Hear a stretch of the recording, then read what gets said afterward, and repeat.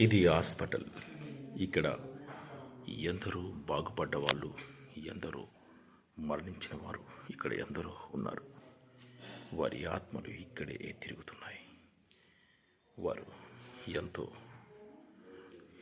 దీన స్థితిలో కొందరు పేదవారు మరణించిన సందర్భాలు లేకపోలేదు. ఇవి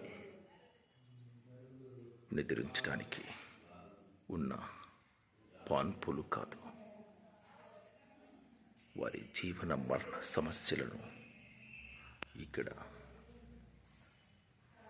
నెరవేరుతాయి. ఇదే ఇదే ఇదే మనిషి చావు పుట్టుకలకు ప్రధానమైనటువంటి ప్రదేశం.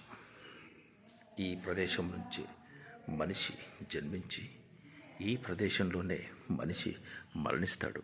అంతటి గొప్ప